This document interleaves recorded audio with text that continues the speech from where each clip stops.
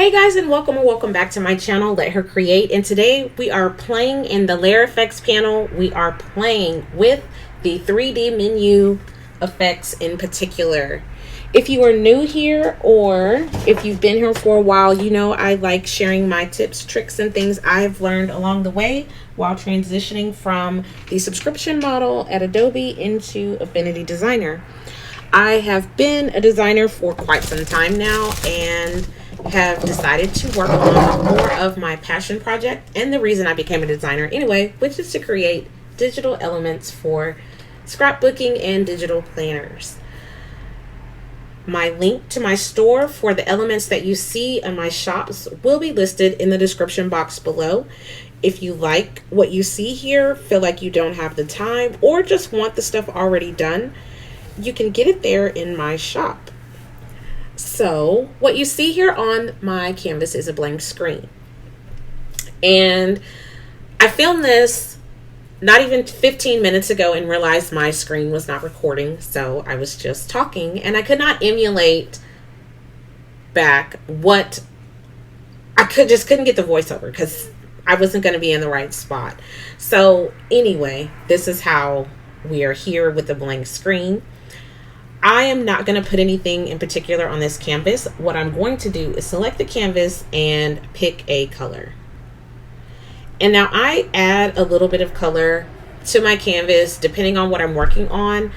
And it doesn't even have to do anything necessarily with a color palette, because I kind of do that last, or I do that in the beginning. And maybe one day I will do a full process for how I kind of streamline my workflow, but today we're talking about the effects. So now that I have my artboard colored, I will be able to see what the effects look like and not on a white background. So I'm going to show you how to add the effects to the shapes, to text. I'm going to show you how to save your layer styles, import layer styles, and export layer styles. Now, if you have watched any of my other Affinity Designer videos, there's one in particular that I love, and it was talking about saving things that you make in your assets panel and as a symbol. That way you can use them again over and over and over, and you can work in a smarter, not harder type of workflow.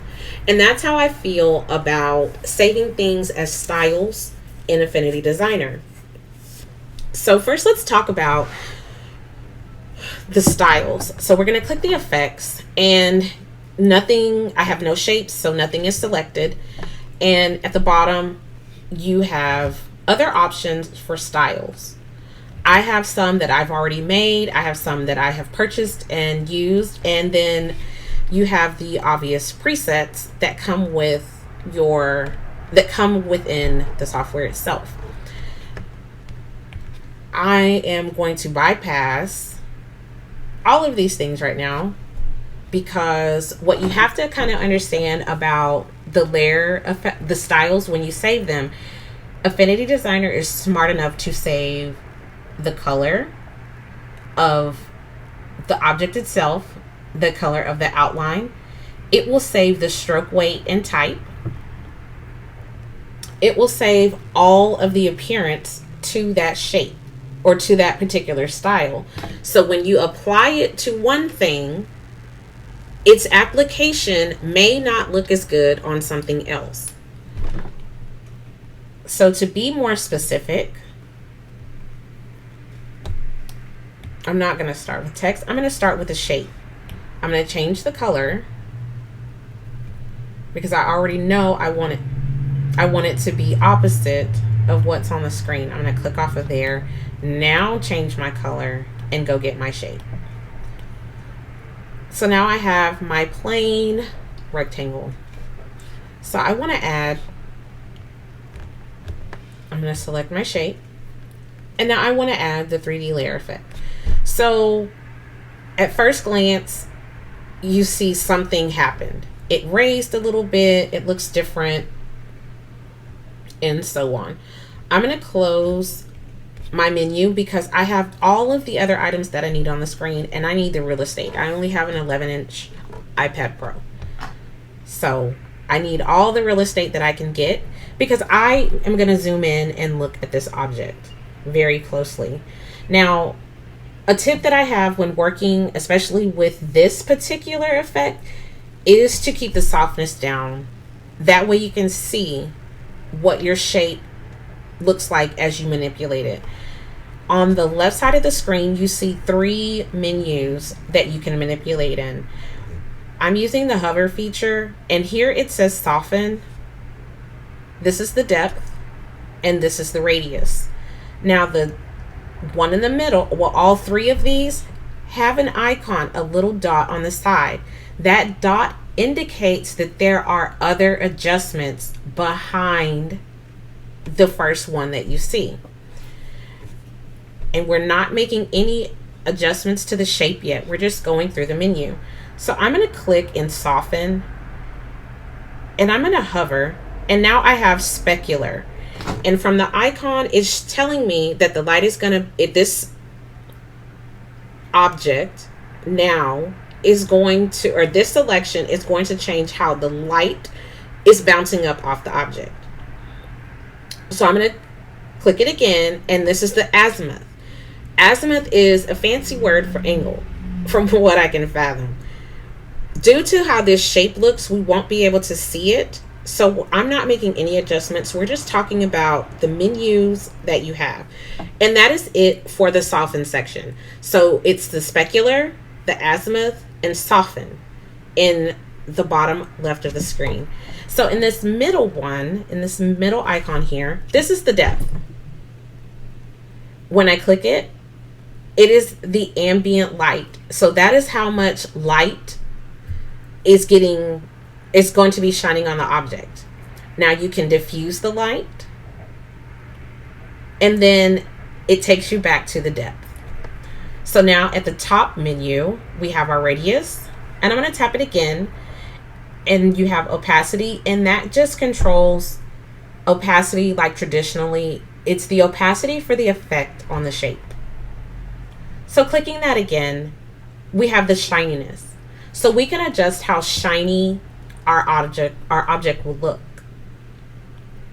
Then we have the elevation, which is the item itself and how the light will meet it, or the angle that it's at. And then there is nothing else, and we are back to the radius of the object. So at the top, we have another set of menus in the middle. So here is the length, depth, and radius. Now, if you look at this toolbar now, when I click over here, I can't make any adjustments. I can adjust this. I can even adjust the softness. I cannot adjust that the depth. To gain access to it, you have to select it, and then it changes. You now have a scroll bar that you can adjust. This graph will help you control how your effect will look. So if I put a node and I add a curve and I add another node, I am changing how my effect looks. Now, a cool thing within this menu is that it doesn't just curve. See how our line is curved on the graph? We can make this linear. So we're going to enable linear, and then I'm going to turn it on because this is the linear switch, and this is enable. And I'm going to go back and see how my line is no longer round. And in fact, I have very strict parameters that I can function in with this line. I can't make it curve anymore. I have to stay within the parameters of the linear effect. Okay?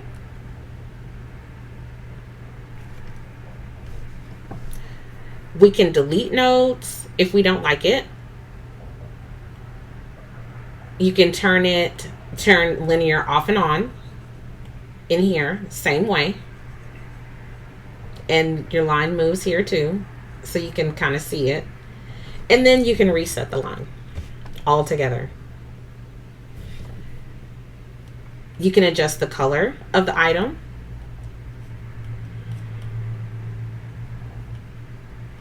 And this may just be an offset color or side color.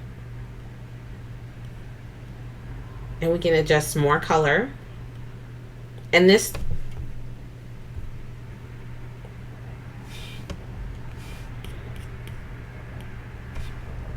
adds just a cast a little bit. And so now we have our lighting, and we can add a light source or subtract. We can duplicate a light. And the duplicate, this is what you're duplicating here. So that's our color. And we just adjusted the color light. So let's say I want to add that color again. I have duplicated that light all those times. So now I'm just going to subtract. I don't want those colors anymore. I want that back to normal. I want this normal. And I want this normal. And I'm back at the color that I originally selected. So now that we have seen all of the options in the 3D layer menu, let's adjust and make some different shapes. So I'm going to select my graph and make some adjustments.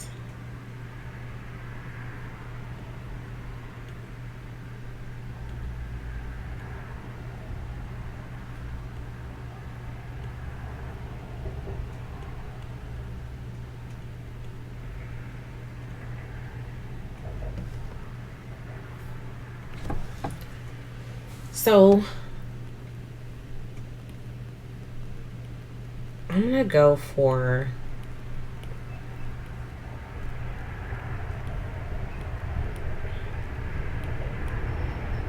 there we go. Something like that. It's simple and sweet. So now that we have that, let's add some softness so you can see why I recommend not turning it on. Because if it's too high, you won't see how strong the effect looks. And so now I have my basic frame or my basic shape. There it is. Now I want to select scale with object because I want this to keep the size.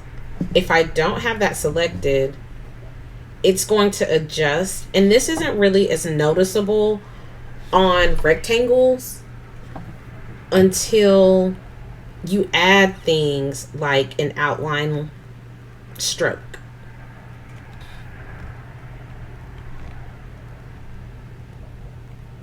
And so all of these things, how you have your stroke set, all affect how this shows up.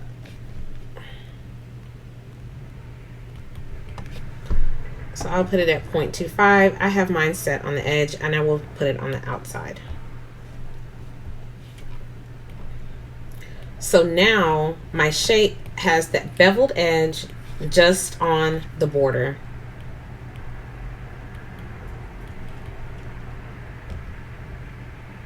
There. Yeah, let's put it directly on the outside so it makes a frame.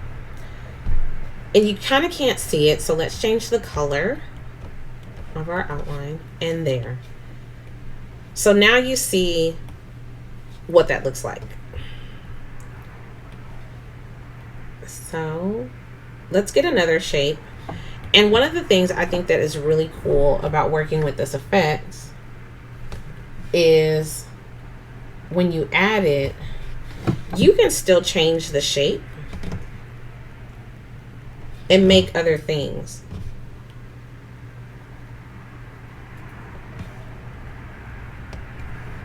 And the effect will go with the object. So let's change the line and see with that line adjustment, and my stroke is too big.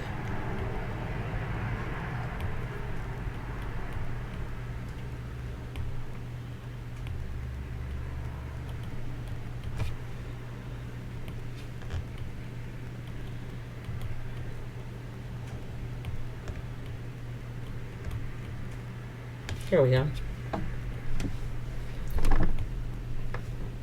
And until you can adjust this until your heart's desire. You can change it, change the shape, change the size, and the effect will change based off of all of the other components that you have selected as well. So now you're all excited. You want to add this to text, right? You want to add this to text. So let's add it to text layer. That's ABC. With my text layer selected, I'm just going to turn it on, and we get the same basic like kind of introduction that, hey, you have the 3D layer effect on. Now that by itself looks really good. It's just the default settings. But let's raise the elevation and let's take off some of the softness. Let's go in here and adjust the shine. That's too shiny for my taste. So let's bring it down some to about 24%. The elevation, I think, is good. I'll set it back to 45, and I don't need to make any changes. I don't particularly care for the font color, so I'm gonna go find one that I kind of think I like for right now. And it may be this one, just because it's this one. It's a better contrast for the screen.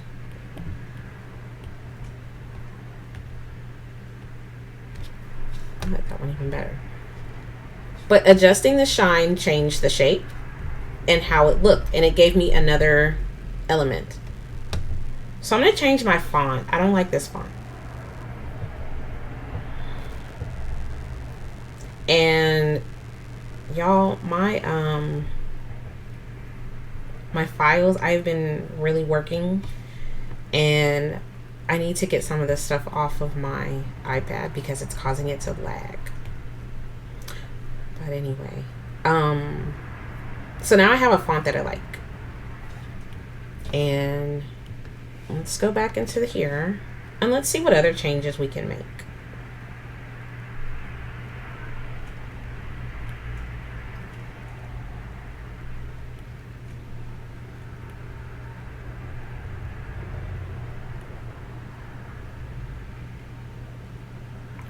So keep in mind that the right side of the screen controls the inner portion of your shape. It's controlling that inner line, and then the left side controls the edge. So see how the edge is shifting and it's being inverted. So we'll put this over here. And let's just kind of make it flat.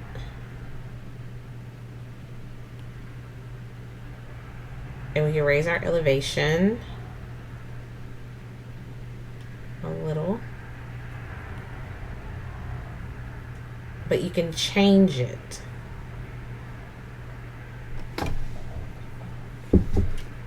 Oop. So that's a happy accident. I really like how that looks. And that being said, I'm going to select my object. I'm going to go over to my menu that I like. And I'm going to save it. So just like that, you saw how quickly we were able to save a layer style. Now, funny thing is about this layer style. Remember I said in the beginning that Affinity Designer would remember all of the things that you have selected. So I'm going to pick a font.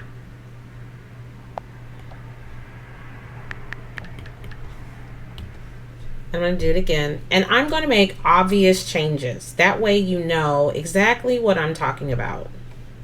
So we'll go with angel cookies, and then let's change the color to anything other than that so you can see exactly what I'm talking about. So we just made that layer effect, that layer style. Watch what happened. It defaulted exactly back to where it was when I made this style. So that's something to be mindful of when you're working and saving out your layer styles, because it will save the font also. And now we have that. We can make other adjustments. We can adjust the stroke and see how the stroke went all over the place. Like there's too much stroke. And it's taking away, it's detracting from the design.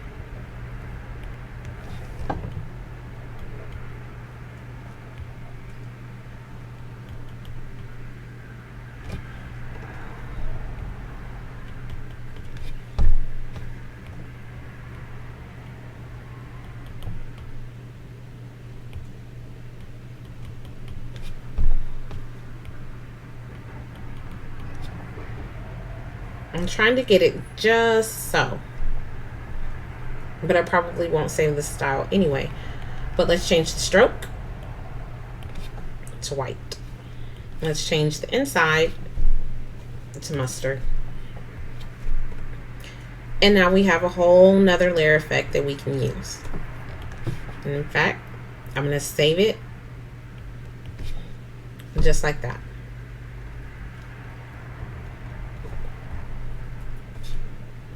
So you've seen the effect applied to a shape and to text.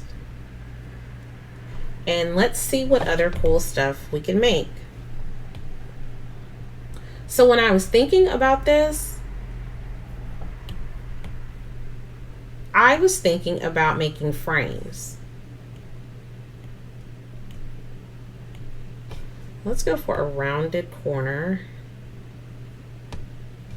And let's just add and see what effect. Now I've been working on my effects styles for some time. I have some I saved in Affinity version 1 and I imported them into version 2. And then I have an entire set that I made specifically in version 2. And these are all of the ones that I have amassed. And these are the ones that are available in my shop, except for 11 and 12. Remember that video I told you I spent all this time recording and I wasn't recording the footage? Yeah, that's how those styles came about. So I just wanted to show you real quickly what you can do with the layer effects. If you guys are interested in having these similar layer effects, I will link my store below in the description box so you can get them, or you can sit and make some on your own.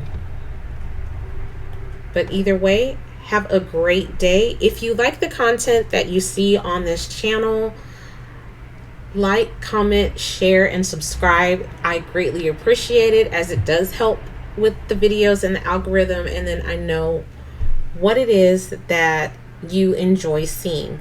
Until next time, thanks for watching. Happy creating. Goodbye.